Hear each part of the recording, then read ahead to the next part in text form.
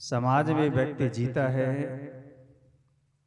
समाज के बीच जीता है। समाज में लोग बहुत होते हैं। थोड़ा आवाज को।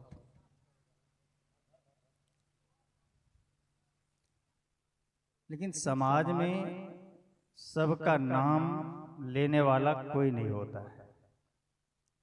लेकिन जो व्यक्ति उसी समाज में रह करके अपनी वाणी से, अपने कर्मों से दूसरों के बीच पहचान बना लेता है, उन्हीं का नाम ऊंचा होता है। इस संसार से जाना तो सबको है। हमारे परम श्रद्धेय रविंद्र बाबू बहुत ही कम बोलते थे और सरल स्वभाव के थे। संतों के प्रति उनका श्रद्धा अटूट था। जब हम लोग आते थे, उनको एक मन में तनिक भी भाव नहीं होता था कि हम इतने बड़े हैं, उम्र में बड़े हैं, देखते ही झुक जाते थे। ऐसे सभी भाइयों में ये गुण है, ये श्रद्धा है संतों के प्रति। उनका मुलाकात मार्च में हुआ था हम लोग, तभी स्वस्थ थे। उनके बाद स्थिति बिगड़ी, स्वास्थ्य बिगड़ा और अचानक हम सब के बीच से चल बसे। पूर्णिया से पटना जाने के क्रम में, पूर्णिया से जब चले थे, बात हुई थी, स्वस्थ थे, बोल रहे थे, होश में थे, लेकिन पटना पहुंच नहीं पाए।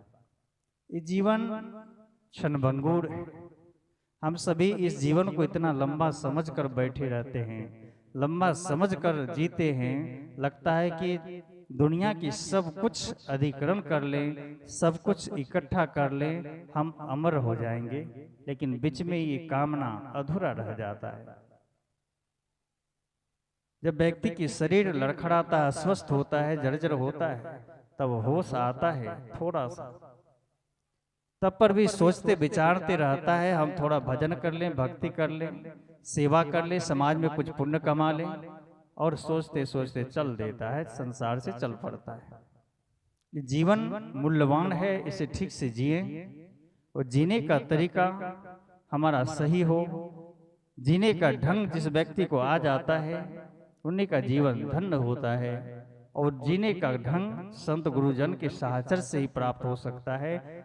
सदगुरुदेव जी ने कहा, जो जीने की कला जाने अमरता पा सके सोई। जो जीने की कला को जान लिया है वही अमर हुआ है, और जो जीने की कला को जानेगा वही अमर होगा। क्या पता किसको कब जाना पड़ जाए। इसलिए हम सब आलस न कर भलाई करें, सेवा करें, और सेवा माता पिता की करें, समाज की करें, भूखों का करें, गरीबों का करें। सेवा करते हुए जीवन जिए और निरंतर आत्म कल्याण के लिए ध्यान साधना करें, भक्ति करें। यही अपना काम है। ये जितने बाहर की काम है सब यही छूटने वाला है। और आप भक्ति करके इस संसार से जाएं, अच्छा कर्म करके संसार से जाएं, आपका नाम समाज में फैलेगा।